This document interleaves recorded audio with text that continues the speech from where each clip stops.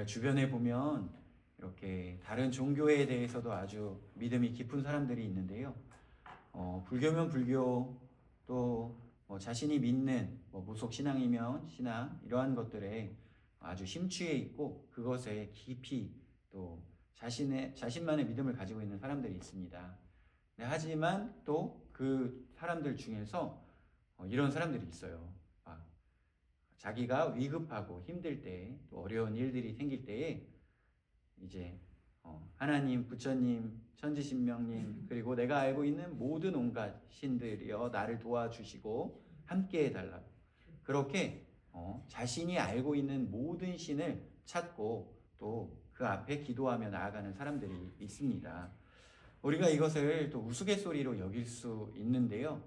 정말로 진지하게 하나님을 알지 못하고, 그리고 또 교회에 한 발자국 들여보지 못한 사람들이 그 하나님 이름을 들먹거리면서 또 하나님이 자신의 뜻대로 자신을 지켜주고 또 인도해 줄 것이라고 생각하며 나아가는 사람도 있더라는 것입니다. 우리가 그러한 신앙이라고도 할 수 없는 태도를 가지고 있는 사람들을 볼 때에 우리가 무엇이라고 이야기해 줄 수 있을까요?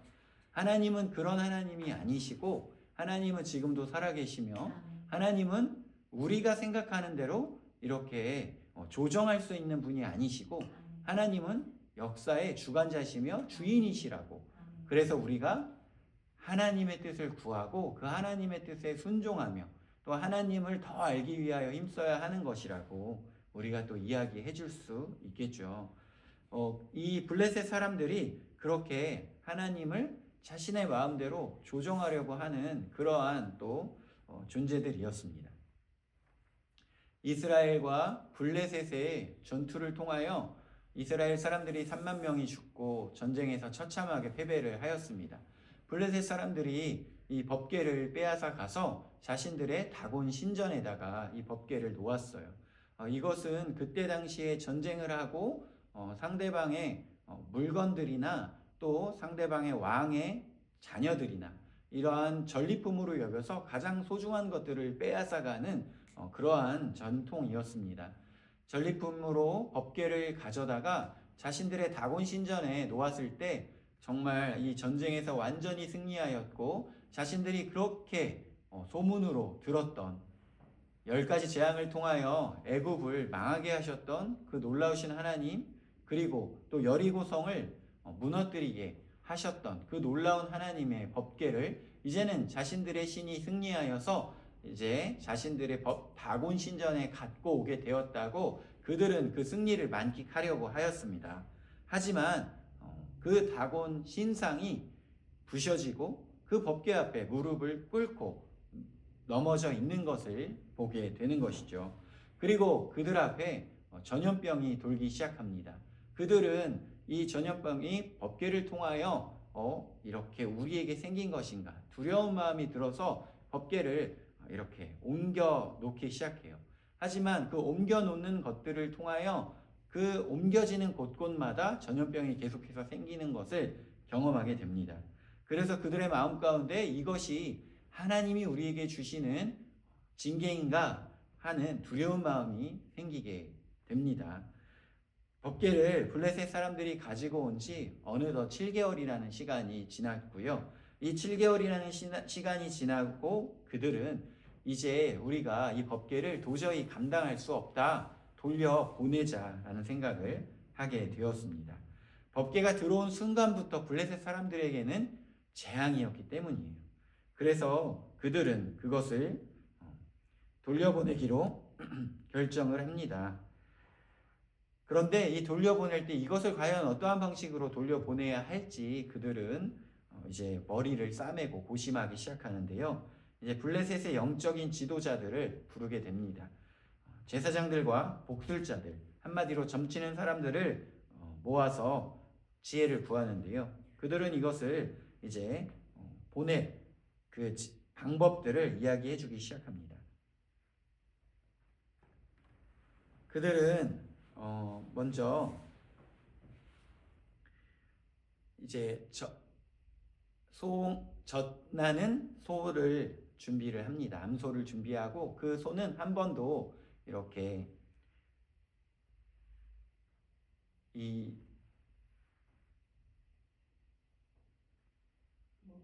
멍에를 매지 않은 그런 소였어요. 멍에를 매지 않은, 그리고 젖나는 암소라는 것은 그들이 이제 이 송아지를 생산하고 그 다음에 그 송아지에게 젖을 줘야 하는 그런 상태라는 것입니다. 그리고 멍에를 메어 보지 않았기 때문에 그 송아지에게, 암소에게 멍에를 이렇게 씌우게 되면 그들이 말을 듣지 않는다는 거예요. 왜냐하면 젖을 줘야 하는 송아지가 있기 때문에 그 송아지를 놔두고 길을 가지 않는다는 것입니다. 그래서 이 송아지에게, 이 소에게 이 법궤를 메고 가도록 하면 이 소들이 분명히 우리의 상식으로는 가지 않고 이 송아지에게 젖을 주기 위해서 남을 것이고, 그리고 이게 한 마리에만 그렇게 하면 모르겠는데 두 마리 암소에게 그렇게 해놓으면 분명히 이 암소 두 마리가 다 말을 듣지 않을 것이다. 그런데 이 암소 두 마리가 다 이 법궤를 메고 가게 되면 이것이 하나님께서 주신 징계가 맞다라고 그들은 판단을 하기로 합니다.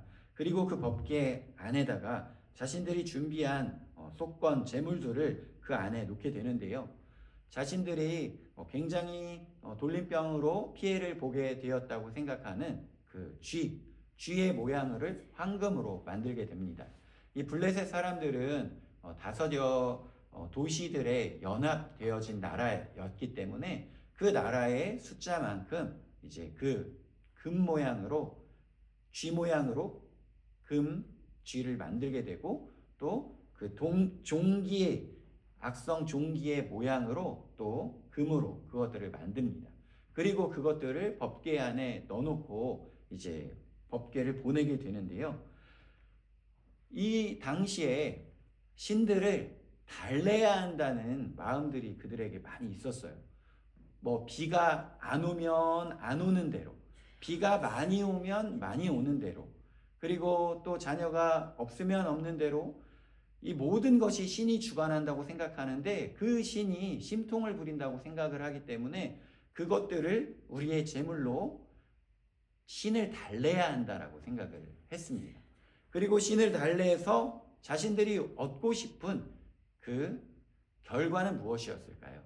자신들이 원하는 대로 농사가 잘 되고 자녀를 많이 생산하고, 그리고 또 비가 오지 않을 때는 비가 오고, 신을 달래고, 그리고 그것에 자신들이 원하는 결과가 나타나야 한다고 생각하는 것이 그들의 생각이었어요. 그래서 그들은 하나님을 알지도 못하고 하나님을 섬기지도 않는 사람들이었는데, 그렇게 이 여호와 하나님이 우리에게 벌을 내리신다, 그래서 그를 달래야 한다 해서 그런 황금으로 만든 것들을 그 안에 법궤에 넣어서 보냄으로 그 하나님을 달래고 자신들의 원하는 방식으로 자신들이 원하는 결과를 얻고 싶어하는 마음들이 있었던 것이에요. 이것은 이방인들이기 때문에, 다른 신들을 믿는 자들이었기 때문에, 하나님을 잘 모르는 사람들이었기 때문에 이런 행동을 한다라고 우리가 이해를 할 수 있습니다. 하지만 이때 이스라엘 사람들도 하나님을 대하는 방식에 있어서, 하나님을 대하는 태도에 있어서 결코 이 블레셋 사람들과 다르지 않았던 그 신앙의 태도를 우리가 또한 보아서 알고 있습니다. 그렇다면 이 시대를 살아가고 있는 우리들이 하나님을 믿고 하나님을 의지하는 이 태도는, 우리가 신앙 생활하는 태도는 어떠한 태도일까요?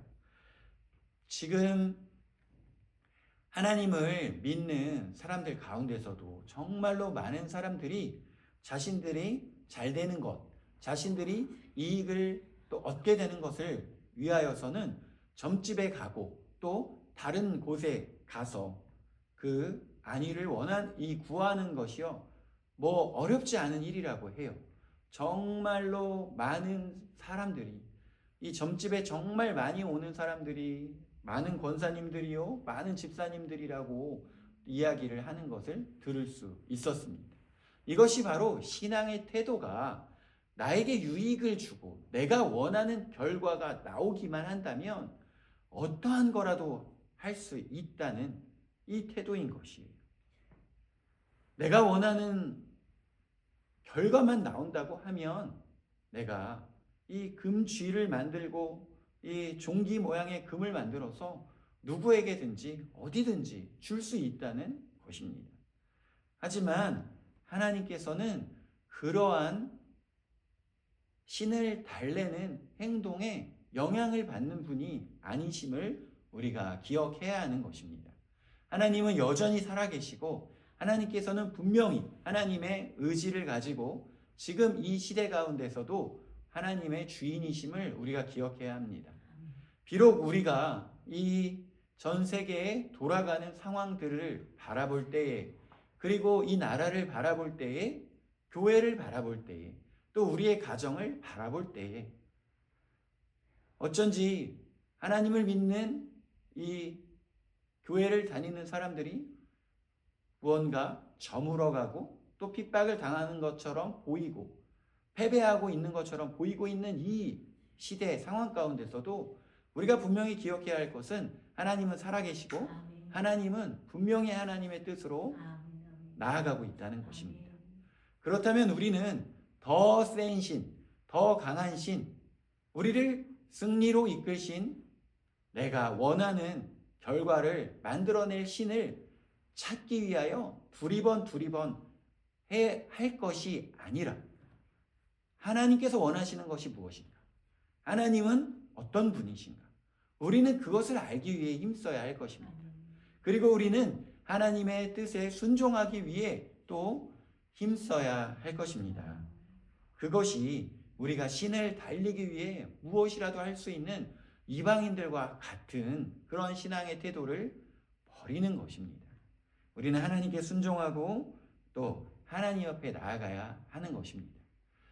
우리가 또 교회를 다니면서 그리고 하나님을 알기 위해 순종하면서 여러 가지 또 좋은 신앙의 또 전통들이 있습니다.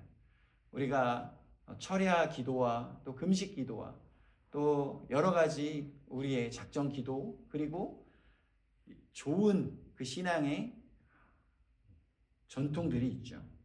하지만 그러한 신앙의 전통들 또한 목적이 내가 원하는 결과가 나오지 않으면 안 된다, 이러한 태도는 버려야 한다는 것입니다. 우리가 그런 좋은 신앙의 전통을 통하여 우리가 진정으로 추구해야 하는 것은 하나님께서 원하시는 것이 무엇인가? 하나님의 뜻이 무엇인가? 그리고 하나님의 뜻이 우리에게 주어진다면 우리는 그것을 기쁨으로, 순종함으로, 또 감사와 찬양으로 그 길을 묵묵히 갈 수 있을 것입니다. 우리는 그러한 신앙의 태도로 나아가야 할 것입니다. 이스라엘 사람들은 하나님 앞에 또 순종하고 하나님의 뜻을 알기 위하여 나아가지 않았어요. 이 베스메스 사람들이 여호와의 궤를 또 받게 되어지는데요. 이때에 이들은 분명히 말씀을 통하여 여호와의 궤를 아무나 함부로 이것을 만지고 또 열어보고 할 수 없다는 것을 알았습니다. 레위인들만이 그것을 또 이렇게 만지고 옮기고 할 수 있고, 그리고 또 레위인들이 정해져 있는 절기에 그 중요한 직책을 가지고 너는 무엇을 해라, 너는 이것을 옮겨라, 이렇게 정해줄 때에만 이 성소 안에 들어올 수 있고 법궤를 만질 수 있는데, 이들은 그러한 것을 알고 있었음에도 불구하고 또 자신들의 마음대로 만지고 열어보고 하는 것을 볼 수 있어요. 그랬을 때에 그들의 많은 사람들이 죽게 되어지는 것을 또한 볼 수 있습니다. 5만 70인이라고 써 있는데요. 이 5만이라는 것에 가로가 쳐져 있어요. 그래서 많은 번역본에 가로가 쳐져 있어서 이때 당시에 사실 이 베세메스에 있는 모든 인구들이 한 7만여 명으로 봅니다. 그래서 이 가로 쳐져 있는 5만이 또 오역이거나 또 의역일 수 있어서 이때 죽은 사람이 70인 정도가 맞을 것이라고 보는데요. 이 70인들이 자신들의 마음대로 그것을 보고 또 만지고 하다가 죽게 되는 것을 볼 수 있습니다. 하나님께서 정말 지금도 살아계시고 역사하시는 분이심을 우리가 기억하여 하나님을 자신의 마음대로 그 물질을 드리고 재물을 드리면 자신의 마음대로 할 수 있다고 생각하는 이방인들의 신앙의 태도를 버려버리고 하나님은 지금도 살아계시고 역사하시는 분이시기 때문에 우리가 하나님의 뜻을 알고 그 뜻대로 순종하는 자 되어지기를 소망합니다. 그렇게 기도하며 나아가는 저와 모든 성도님들 되시기를 소망합니다. 이 시간에 잠시 같이 기도하도록 하겠습니다.